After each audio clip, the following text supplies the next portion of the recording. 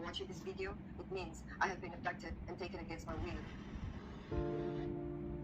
Okay, hai, Assalamualaikum semua. Pagi ni kita digemparkan dengan berita bahawa saudara mara kita yang sedang berjuang dalam sumur Fotila, ada antara mereka yang telah ditahan, antaranya Zizikrana, Pio Rahmat.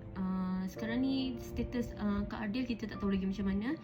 Kita tak mampu nak ikut bersama-sama mereka, tapi kita boleh menyebarkan video-video ni supaya satu dunia dapat melihat, satu dunia tahu bahawa misi sumur Fotila tu bukanlah satu misi keganasan, tapi ianya satu misi kemanusiaan di mana mereka membawa makanan, barangan-barangan keperluan bayi, ibu-ibu mengandung, ubat-ubatan. Itu bukanlah satu misi keganasan, itu adalah satu misi kemanusiaan.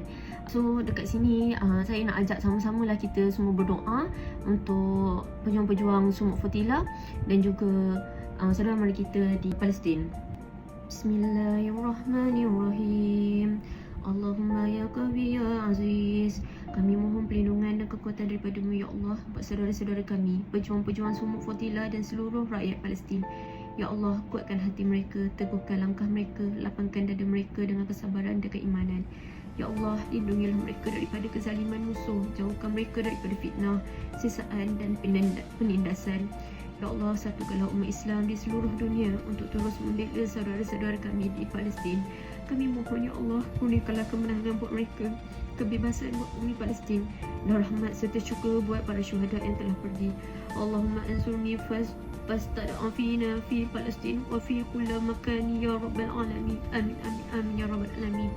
Panjangkan video ini, sebarkan maklumat bahawa saudara-saudara kita yang dikepung telah ditahan. Doakan mereka semoga dilindungi dan dilepaskan serta diberi keizinan untuk sampai ke bumi Gaza untuk menyampaikan bantuan-bantuan.